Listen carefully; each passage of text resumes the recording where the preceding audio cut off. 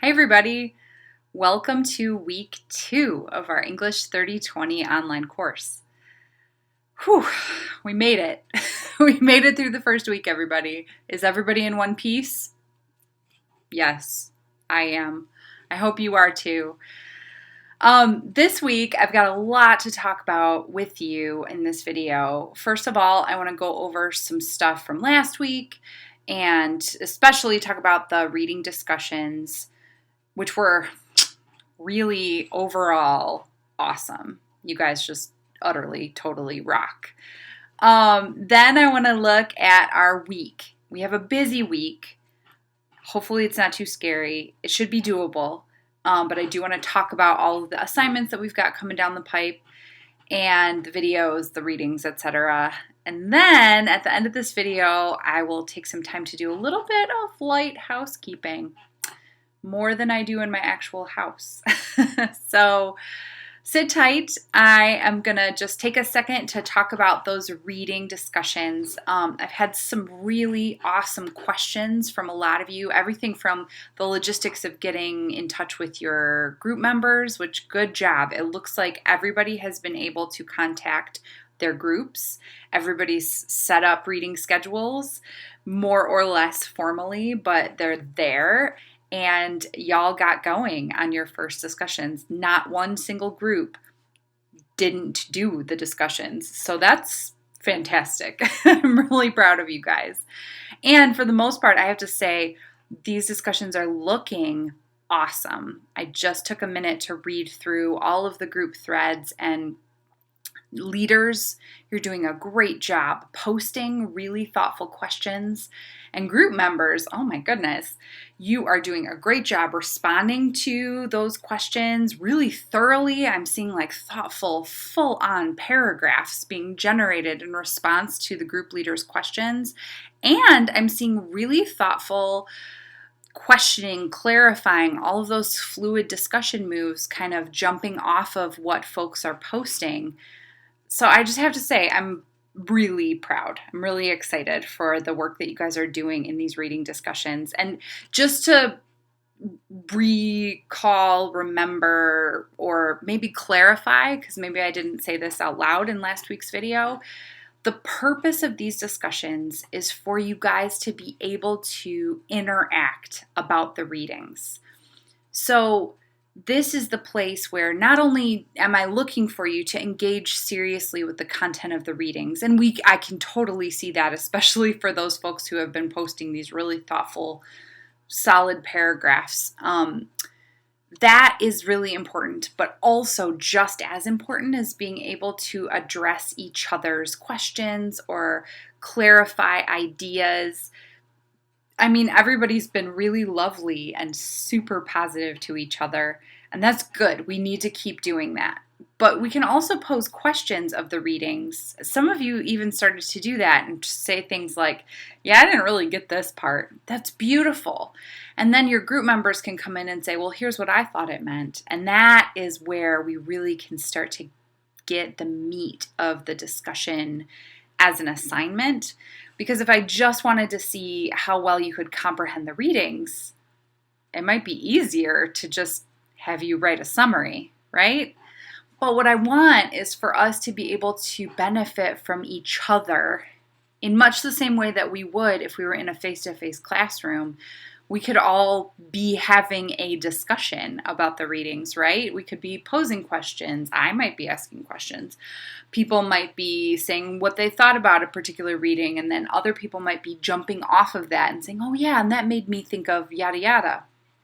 So it's not the same. It's not as rich and beautiful as maybe it might be if we could just verbally have this discussion, but I am really proud of you guys and pleased to see that you are, for the most part, almost everybody is engaging in the discussions and engaging with each other, which is the point. When we collaborate, now all of you who are neuroscience majors, and there are a lot of you, you know this, right? When we collaborate with each other, our cognition functions differently. Our brains are creating different neural pathways when we're collaborating than when we're just thinking in our own little silo. So that's the point of this whole process, which you guys have really gamefully and successfully navigated for this first week. So let's keep going.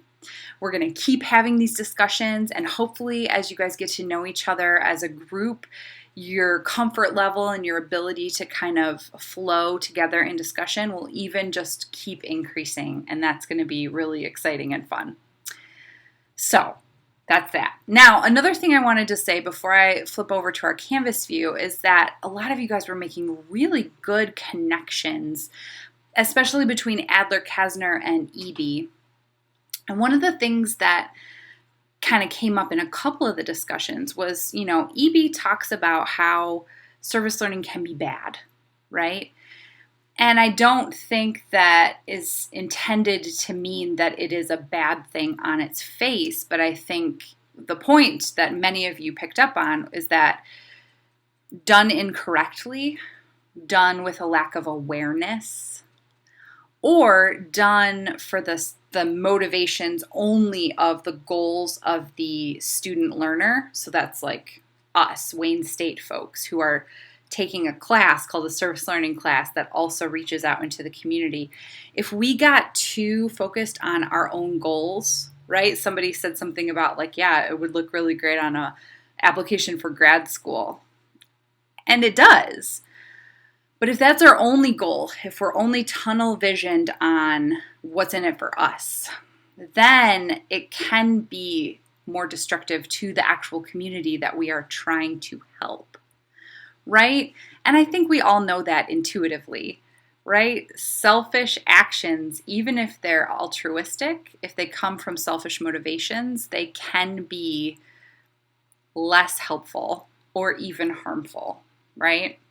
So I think that that's one of the main points that EB was trying to make. And then another thing that we started to talk about in a couple of the groups that I thought was really insightful is this idea of really centering the experience and the well-being of all of the stakeholders, which is just a fancy way to say everybody who's involved in the service learning. Now, y'all, as students of Wayne State, are one group of stakeholders.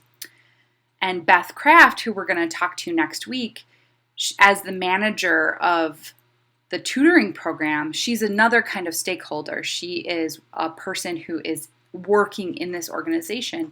And the students that we're going to be tutoring this semester, they are another group of stakeholders.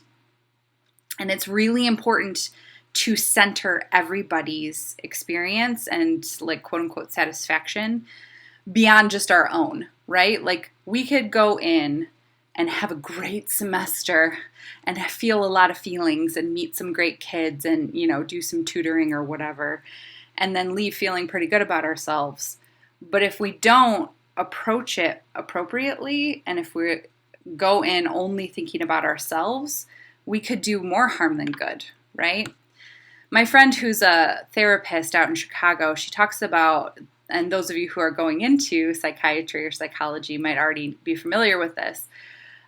When she stops working with a patient, she goes through a practice that's called termination. So as a therapist, she talks to the patient and gets them ready and kind of eases them into the transition of when they won't be working with her as their therapist anymore. And I think that that's something for us to keep in mind as we're working with kids whom we might get a chance and the privilege to work with all semester long. It's important for us to think about how we might terminate that tutoring relationship at the end of the semester so that we can leave everybody just as healthy or maybe healthier in terms of their feelings as when we found them. Does that make sense? We can keep talking about this, and we will keep talking about this because it's going to show up in more of our readings as we start to think about what is the theoretical framework around this thing called service learning, where we take a class, Vardy's 3020, and we do some work in the community, which will be tutoring for St. Vincent Sarah Fisher. Okay. That's enough on that diatribe. I'm going to switch over to our Canvas view and talk through our assignments, and then we'll do some housekeeping.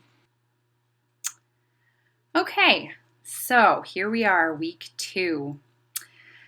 In terms of our weekly assignments, watching the week 2 instructor video, which you're already doing. High five. And then we have this little peer review mini lesson for which you may need to allow Adobe Flash to see appropriately. But for those of you who have taken my course before, if you had me for English 1020, you probably have already seen a mini lesson like this, or I may have done a mini lesson in class. This is my philosophy of peer review, in which I'm asking you guys to be generative and to acknowledge the different orders of concern, higher order concerns, middle order concerns, and lower order concerns. And I give you some suggestions for how to comment and what kinds of questions and things that you can put on each other's papers. Why do I need a peer review mini lesson, Nicole? Well, I'm glad you asked that question. Whether you've had me before or not, we are doing peer review this week. Ha! This is the second week of our whole semester, but we are finishing up Project 1. I know, I told you it was going to be fast. It's just the position statement and a lot of the reading stuff that you've already discussed and thought through last week, and the readings from this week are really all you need to start thinking more critically about your own positionality in terms of service learning. So remember, not looking for anything super long. You guys can reference the Project 1 assignment description to see exactly what I'm asking for. But this week, we're going to do peer review. I'm asking you guys to post a draft to a discussion thread and then pick a couple of classmates to give feedback to. And so this mini lesson should help you see exactly what I'm looking for in terms of the kind of peer review I expect. Mainly, I just expect it to be super generative and encouraging and helpful and critical when necessary, but only so that we can help each other grow as writers. All right, that's enough about that. In terms of reading, we are reading 2 pieces this week, which should help us flesh out our ideas about service learning and even tutoring. We're going to start thinking about theoretical frameworks for tutoring. And y'all are going to read your classmates' drafts. In terms of writing, just a reflection journal. We are doing a reading discussion this week. Okay, so heads up about that. You might want to do it earlier on Friday to kind of help you get in the zone for your position statement, or you might want to do it afterwards, but you do need to talk to your group about it. That was one thing that I noticed. A couple of groups kind of need to up their communication with each other, because if we don't start the discussion until Sunday night, it's really difficult to bounce ideas off of each other, right? If only a couple of people are posting, then that's when the discussion kind of falls off its wheels. So make sure that you're starting your discussion, contributing to it with enough time so that everybody can get their 10 comments in, okay?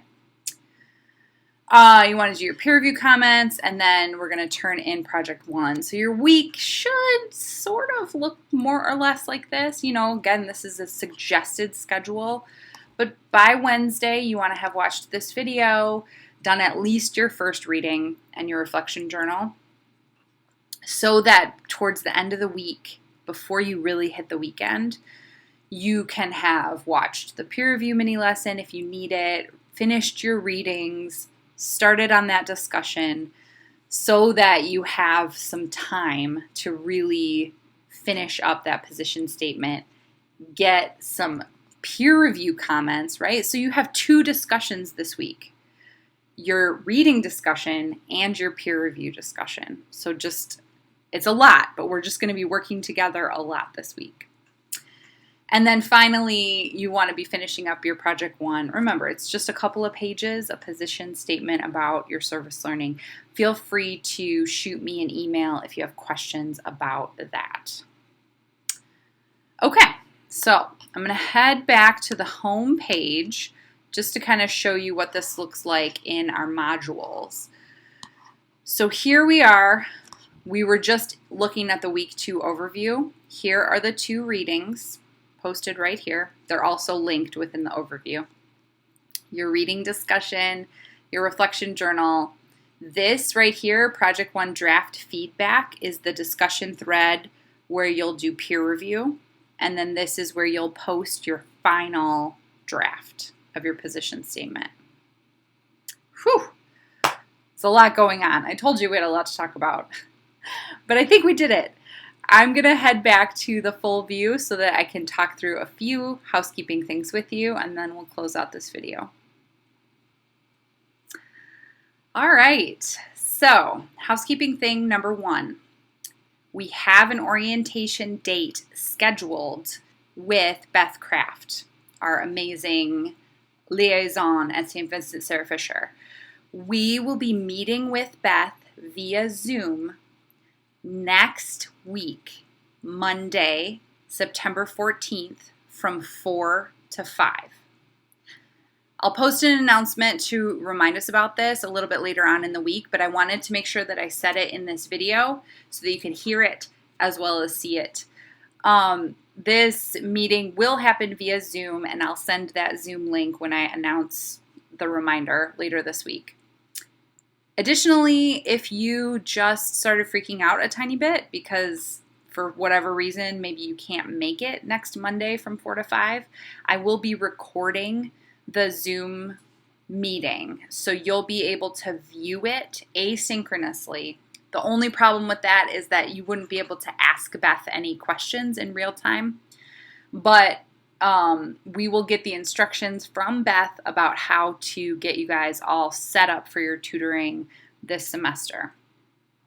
So that's exciting. Orientation for St. Vincent Sarah Fisher next Monday from 4 to 5 p.m. via Zoom. Okay, housekeeping number 1, done. Housekeeping number 2, you guys have already met Carly via her delightful announcement. So you know that we have one peer mentor in the mix already. And I have good news. We have a second peer mentor joining us. Her name is Kateri. She's amazing. And just keep your eyes peeled because she's going to be sending out some announcements and getting her contact information to you as well. So not just 1, 2 peer mentors. It's going to be amazing. I will keep you guys posted as to how the peer mentors are going to be dividing up the labor. If both of them are going to be available to both my sections, cool. But we may kind of decide to divvy it up differently. So however they end up deciding to organize their labor in terms of peer mentoring, I will let you guys know who your contact should be as a peer mentor. All right, so I think that's it. Remember to send me an email if you have any questions. If you would like to set up a Zoom office hours appointment, go ahead and shoot me an email and we'll definitely set that up. Otherwise, you can contact Carly if you have any questions, and I'll get you Kateri's contact information as soon as that becomes available. Otherwise, I hope that you guys have a great rest of your week, and I will see you in next week's video and at orientation next Monday afternoon.